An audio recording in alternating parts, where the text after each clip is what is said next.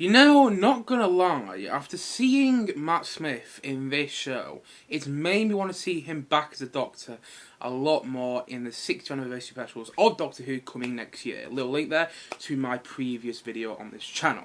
But nevertheless, here's my view of House of the Dragon.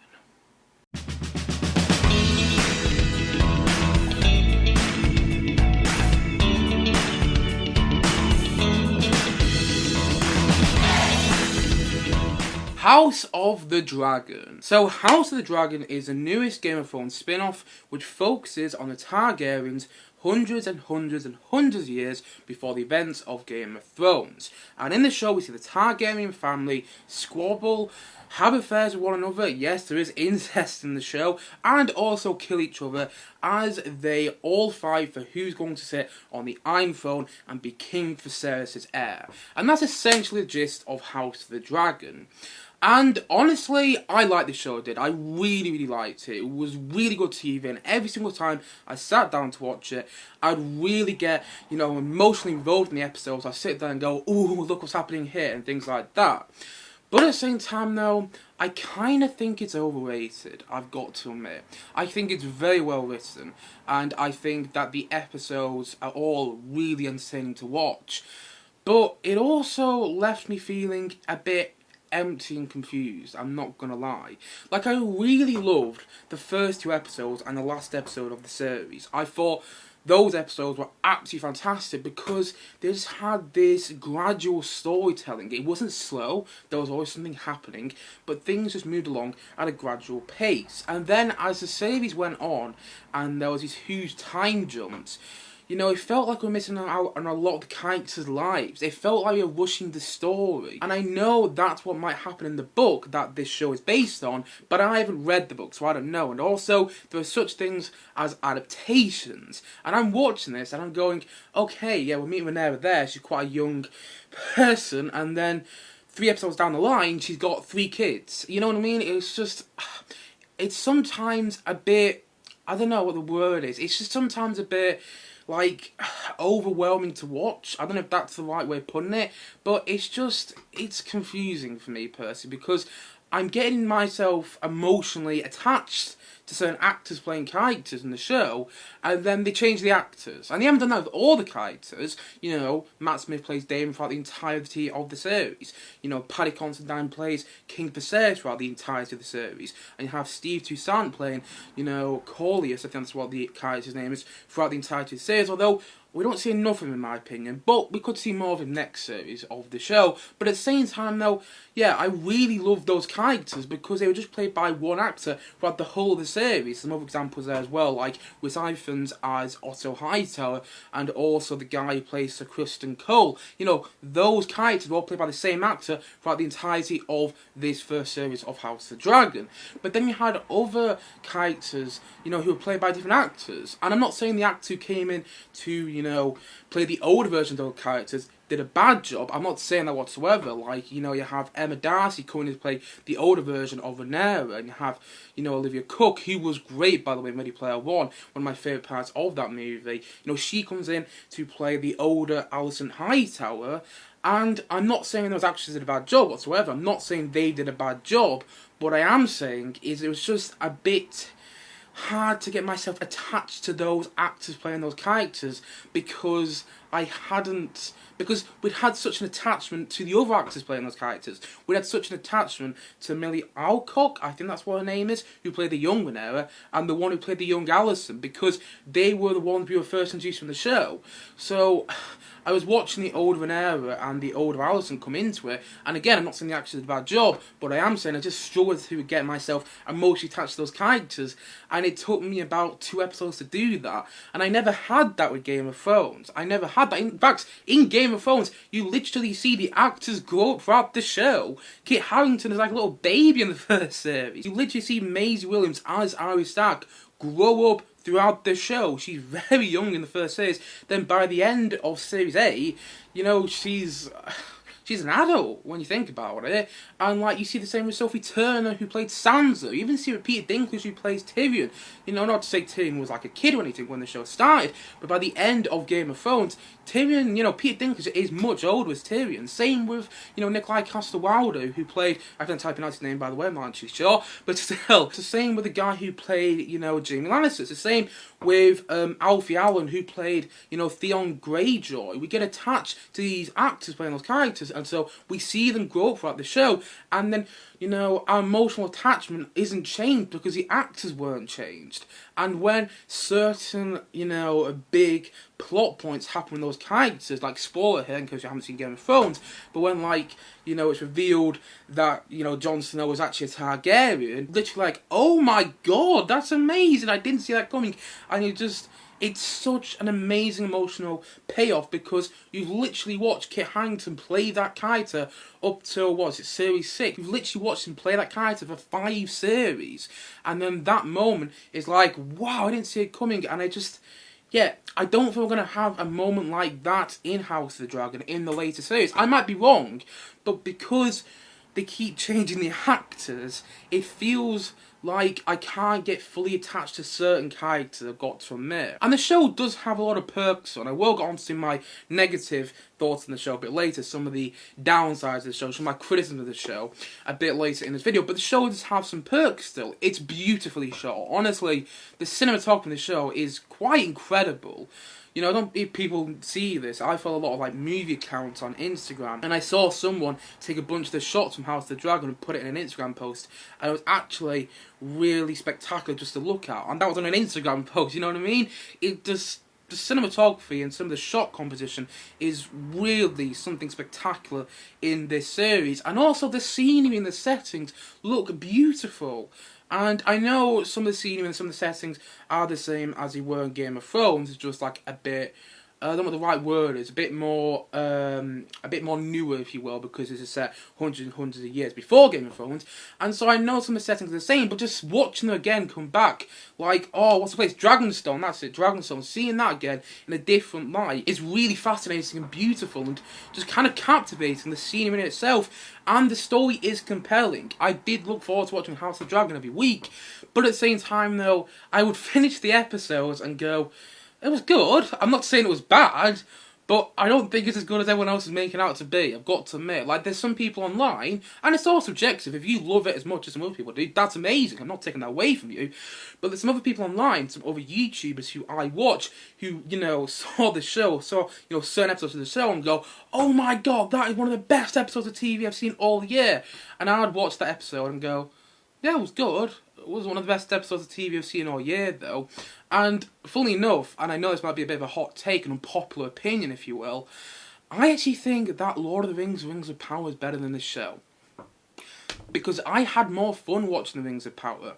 House of Dragon feels taxing, I'm not going to lie. It feels like it has to demand your attention every single moment. And if you miss this little, you know, flicker that a character does, or this little movement that a character does, then you won't understand some important plot point 3 episodes down the line. I mean, Game of Thrones had that as well, but with Game of Thrones, it was all, I wasn't confused with who was who. You know what I mean? Because like when the Targaryen children change actors, I'm like, okay, I'm gonna try to guess that's Aegon. I forgot his name is, but he has the eye patch. Going back onto what I was saying, I don't love it as much as some other people do, but I still like it quite a lot. And I love the characters of Daemon and King Viserys, brilliantly played by, you know, Matt Smith and Paddy Considine. I think those actors are both brilliant in the show. Like, Matt Smith is quickly becoming one of my favourite actors working today, I'm not going to lie.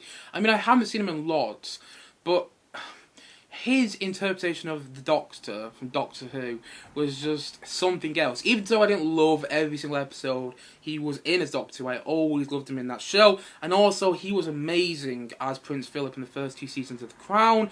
And also, he was great as a villain in Last Night in Soho. Has he been in anything else? I feel like I'm missing something else he's been off the top of my head. But he was also brilliant in this show as well. And he plays a villain again, but he's not the same sort of villain he plays in Last Night in Soho. Like in Last Night in Soho, he's tuning up the scenery and he commands your attention every time he's on screen. Literally, he's literally shouting to command your attention, and it's great. I love his performance in that movie.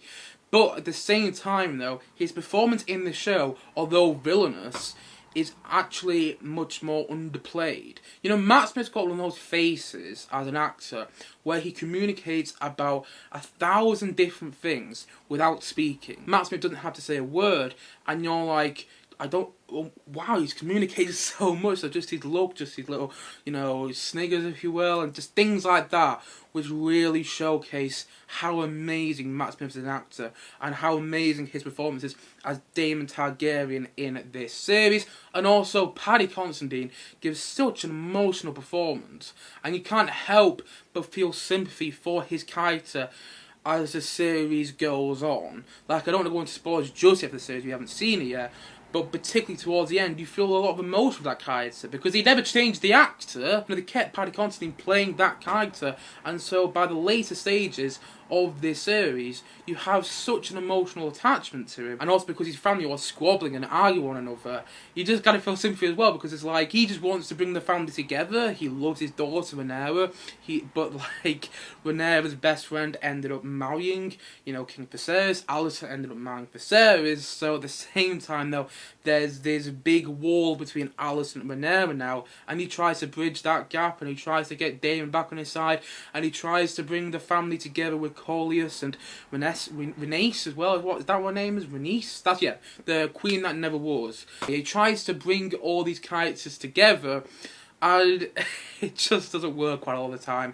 And he doesn't like all the squabbling, but yeah, he just kind of feels sympathy for him, because he's just trying to be a good king. And he is a good king of the show, but, you know, he does see how much his family pains him at the same time. And also, I did really like a lot of the other performances as well, even though it took me a couple of episodes to attach myself to the actors playing these characters. I thought the person who played Old Rhaenyra, Emma Darcy, that's what her name is, I think she did a great job, and I really, really brought into her performance towards the end of the series, particularly the last shot of this series. And also, Olivia Cooke is brilliant, and as Alison Hightower, I've already spoken about that, so as Resident fans, as also Hightower, and also all the kids do a great job. I just wish they didn't keep changing the actors. Like, I really enjoyed David Tennant's son, I forgot the guy's name off the top of my head right now, Ty Tennant, that's what it is. I really enjoyed Ty Tennant playing Aegon Targaryen, like the teenage version of Aegon Targaryen, but we didn't really see that much of him. It was only like 2 episodes, and I was like, right,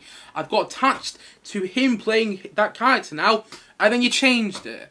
And that's kind of my problem with the show, because there's so many time jumps, and it feels like we're missing out on large sections of these characters' lives. There's a large gap in this series of House of the Dragon where we don't even see Corlys. And that's what his name is, I think it is. But yeah, we don't even see Cornelius, brilliant played by Steve Susan, by the way, who I would have liked to see a bit more of, because he's off sailing along the sea, he's off sailing somewhere. And the thing is though, if that was Game of Thrones, then I think you would have seen that storyline.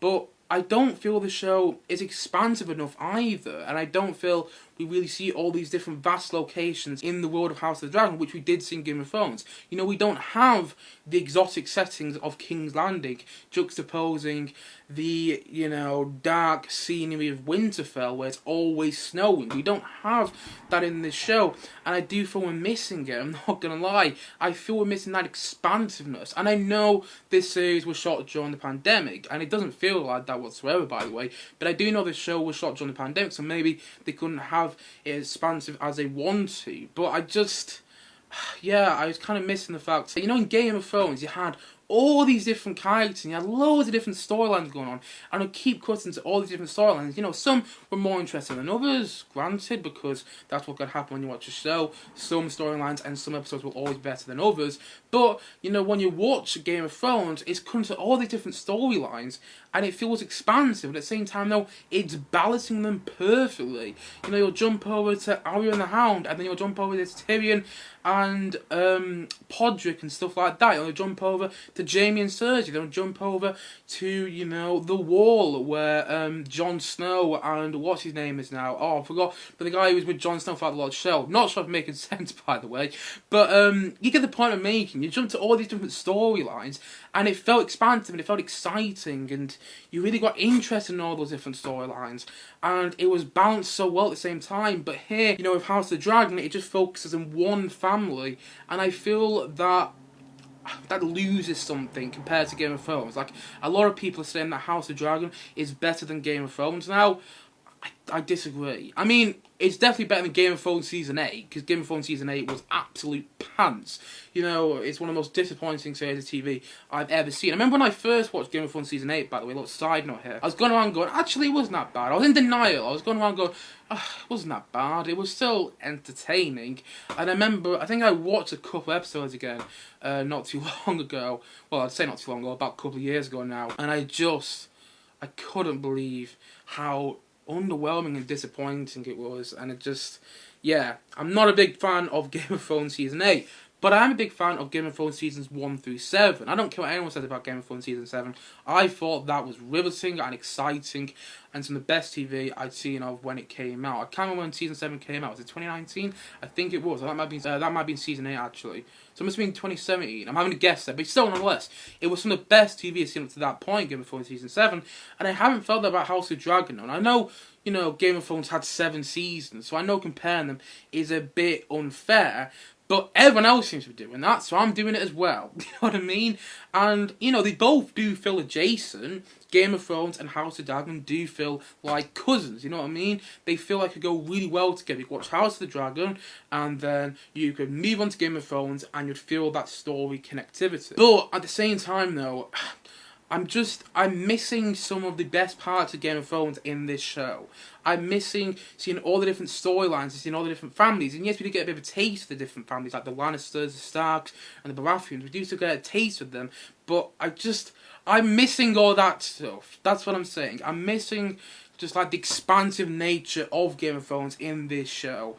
And I do, for the time jumps, lose some of my emotional attachment with the characters in the series as well, because it feels like we're missing out on large parts of these characters' lives. You know, we didn't see the person who was the father to Rhaenyra's kid. We never really met him. We met him like one episode, and, you know, not to go into too much detail, but he wasn't in that episode loads though, was he? It was just kind of like, oh, he's in this episode, we're going to put him in there. That's a person who supposedly is the father of Rhaenyra's kids. But by the end of that episode, okay, and spoilers here in case you've seen House of the Dragon, that character dies. And I was like, but we missed that romance between him and Rhaenyra. What happened between Rhaenyra and Sir Criston Cole over all those years? You know what I mean? And also, you know, we have this time jump from one episode to another episode. Basically, Rhaenyra is saying she don't have any kids, and then the next episode she has 3 kids. And I feel we missed a lot of that storyline as well, because Rhaenyra in the first couple of episodes was a character who said, I didn't want to have any kids. She was really against it, and then later on in the series she has 3 kids. And I wanted to see what that was like for her having her first kid, getting pregnant, and how that affected her as a character in the series. And we missed that. And I mean, the show might go back to it, but I don't think it'll have the same effect. And also, we missed, you know, learning about Corlys's brother, Corlys's evil brother, Vaemond, who got his head chopped off in what I remember was, if I remember correctly, it was episode 8 of the series. You know, this character gets his head chopped off after he calls Rhaenyra's children bastards, and that moment was good, but when I look back at it and go, it could have been so much better, because there wasn't any emotional build-up. I hadn't really met Vaemond, I think that's what his name is. I hadn't really met him up to that point. I think we'd met him in one other episode, and we saw he wasn't really a nice character, but that was only like our first impression of him. You know, if you just watch Jaime Lannister in one episode of series 1 of Game of Thrones, you'd think he's a terrible character, but then you watch him you know, that character development with him going into series, you know, 5, 6 and 7, and even series 4 as well, and you start to love that character a lot more. Granted, in season 8 they kind of ruined that character development, but, you know, you watch Jaime change throughout the whole show, and I know that was a long character change, but at the same time though, I didn't really care when Vaemond got his head chopped off in House of Dragons. When it happened, I was kind of like, okay, but why should I care that much? It's a cool moment, the way Daemon just doesn't hesitate and just chops Vaemond's head off, but, like, I didn't think it was amazing. The same when Rhaenys, you know, uses her dragon to crash through the ground in episode 9. It was a big ending to episode 9. It was a big episode 9 twist. And Game of Thrones was always famous for having these amazing twists in their penultimate episodes of each series. You know, in series, in series 1, episode 9, that's when Ned Stark got his head chopped off. In series 6, episode 9, from what I remember, and I might be getting it wrong here, from what I can remember, that's when it was revealed that Jon Snow was a Targaryen. I think in season 7, episode 7, because there's only 8 episodes in series 7 of Game of Thrones, I think that's when, and again I might be getting this wrong, I think that's when Jon Snow and Daenerys all went to King's Landing and showed, you know, Cersei and Jaime Lannister and all that, what the Arm of the Dead was like. There were these amazing moments in the penultimate episodes of each series of Game of Thrones, and the quote-unquote amazing moment of episode 9 of House of the Dragon was Rhaenys using her dragon to crash through the floor. But it wasn't amazing. It was cool. Again, I was kind of like, oh, that's cool. Didn't see that coming. But it didn't blow me away like I wanted episode 9 to do. It was like, okay, she's broken through the wall, she killed quite a few people in, you know, King's Landing, but at the same time, though, is there anything else happening? Oh no, she just flies away. Great, I want to feel more of an emotional payoff with this series, and we do get that, but it's not as emotionally groundbreaking as Game of Thrones was. Like, literally, in Series 4 of Game of Thrones, when Tyrion stands up in front of his family, goes, I did not do it, but I wish that I did. Watching Joffrey, you know, be killed gave me more satisfaction than any other horse. It's such a great moment in Series 4 of Game of Thrones, watching Tyrion stand up against his family because they've hated him for so long. After that scene has ended in Series 4, you literally want to stand up and cheer because of Peter Dinklage's amazing performance, and also because you watched him go through that pain with his family for so long. So that moment has that amazing emotional payoff. And we haven't got that in House of the Dragon, and I feel people acting like we have. That's what I'm trying to say. I feel people acting like this is the greatest TV show since sliced bread. It's a great thing since sliced bread, and it's not, in my opinion. And I know that was in Series 4 Game of Thrones, that brilliant moment with Tyrion, but I don't think we're going to get that in House of the Dragon, because they keep flipping changing the actors. We might get that with Daemon, because he's the only actor which really hasn't changed. We might get it with Otto, perhaps, although I've got a feeling Otto's going to die next series. That's just me theorising, by the way. I don't know, haven't read the books that the show is based on. That's just me completely guessing. But at the same time, though, I don't feel we're going to get a moment like that, because they keep changing the actors in the first series, which meant my emotional attachment with certain actors or certain, you know, people playing certain characters was just a bit all over the place. And that's a bit of a shame to say. In fact, it's a big shame to say, because I feel like we missed out on a lot of the characters' lives. And I miss that. And I feel like the story is moving forward at a really fast pace. And I'm not loving that as well. You know, if you look at the first couple of seasons of Game of Thrones, the story moves forward at a gradual pace, and you really get to know these characters. And I haven't had an episode when I get to know Rhaenyra, when I get to know Daemon that well, when I get to know King Viscerys that well, and when I got to know Alicent that well, or when I got to know, you know, Sir Criston Cole, Otto Hightower, Aegon Targaryen, and so on, so on, so on. I haven't seen an episode like that.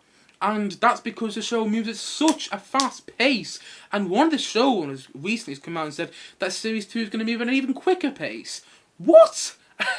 Like, we don't need it to move at a faster pace. In fact, slow down, because if it moves any further, if it moves any faster, sorry, you know, you're going to get to the end of Series 2 of House of the Dragon, and Minerva's going to be dying of old age. You know what I mean? Because it just moves so fast, there's so many time jumps, and the characters that I care about, I don't get to see enough of. I want to see more of Daemon, because he's played by Matt Smith, and every single time he just does something in the show, you're like, why are you just drawn to that character? Because of the presence that Matt Smith brings that character.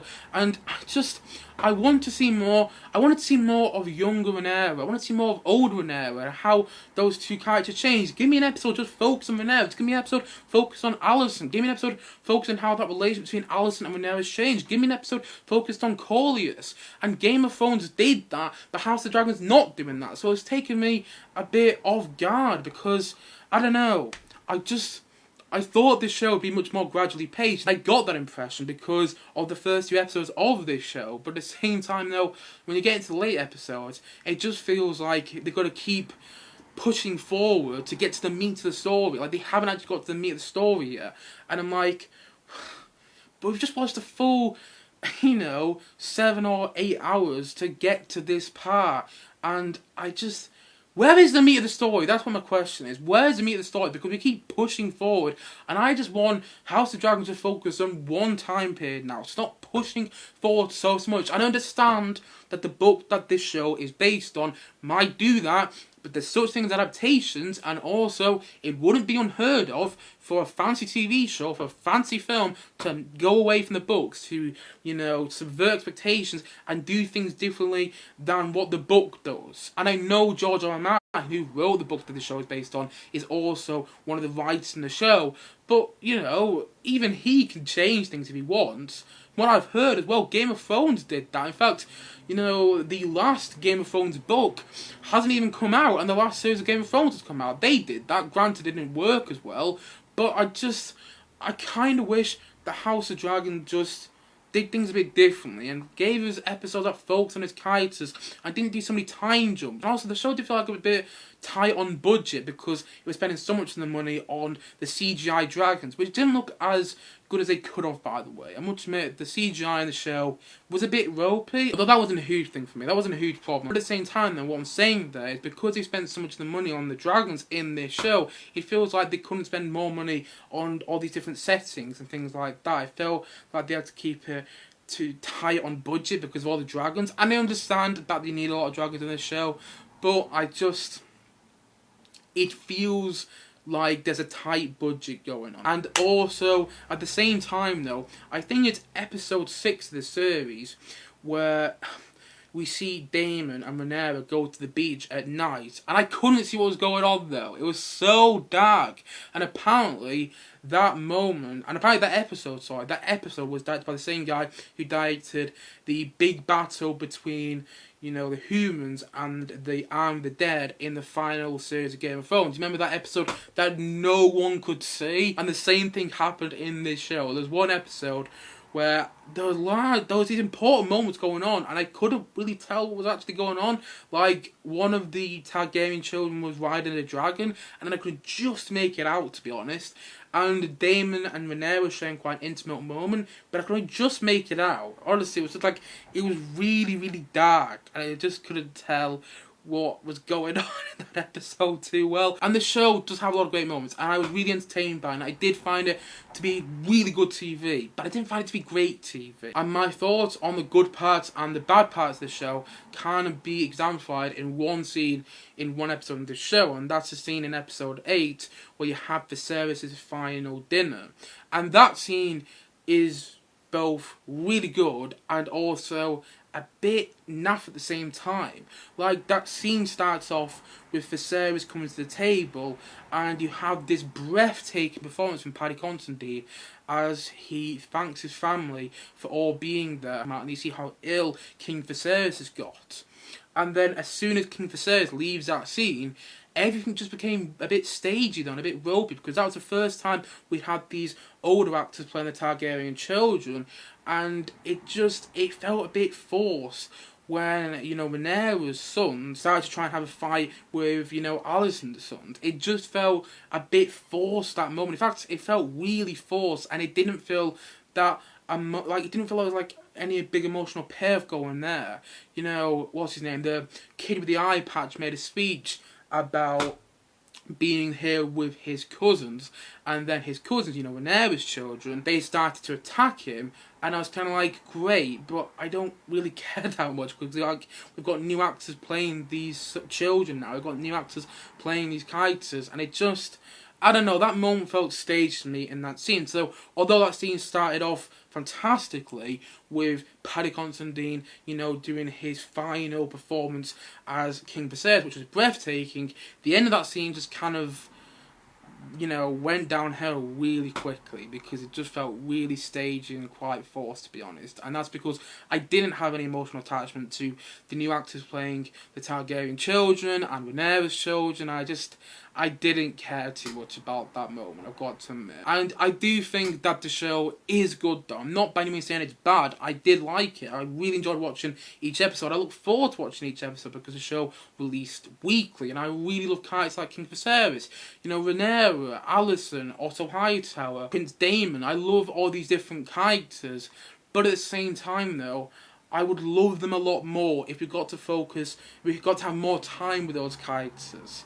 And I feel we did in the last 2 episodes, but for me personally, it felt like too much too late, you know what I'm saying? Hopefully you do. I'm not sure how much of this review has made sense because my head is a bit all over the place today. But still, nonetheless, I liked House of the Dragon, I did.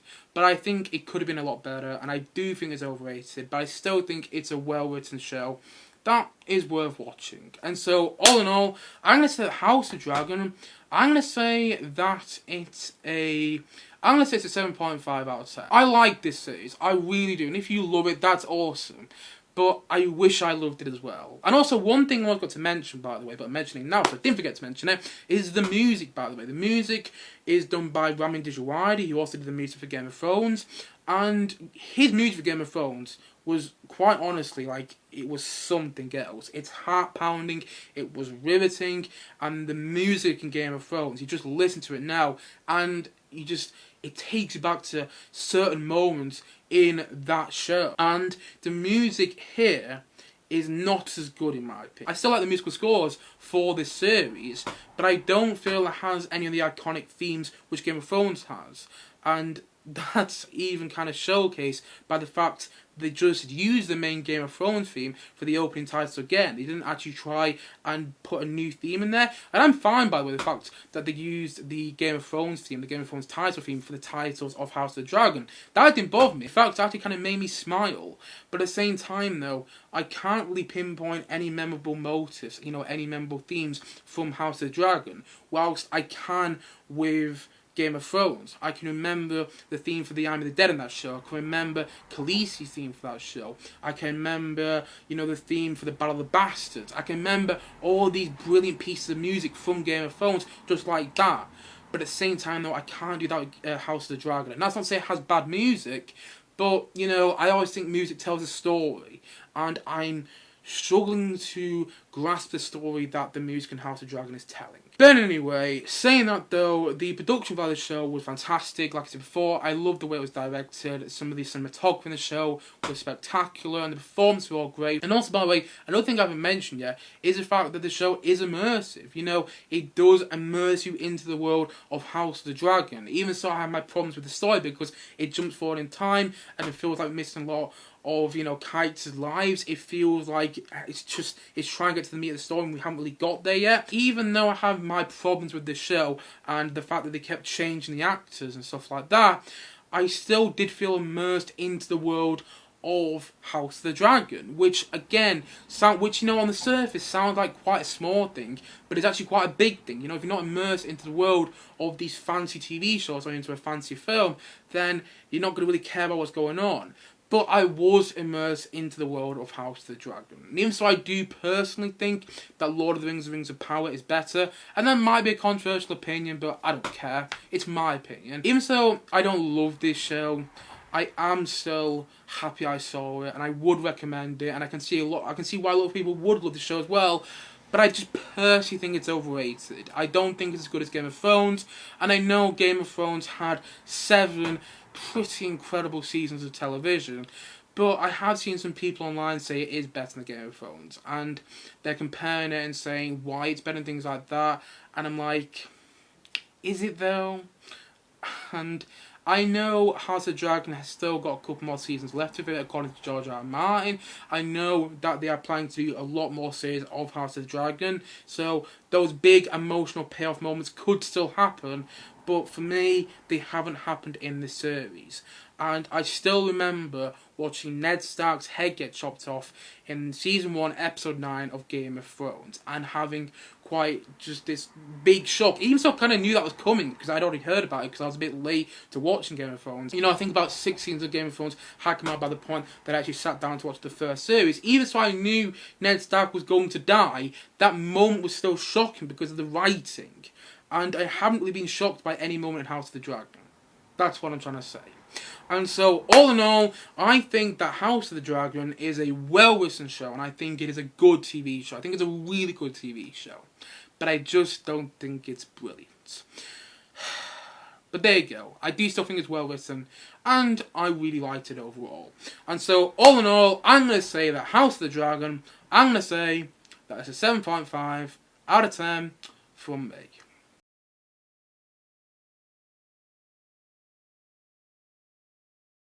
Anyway guys, what do you think of House of the Dragon?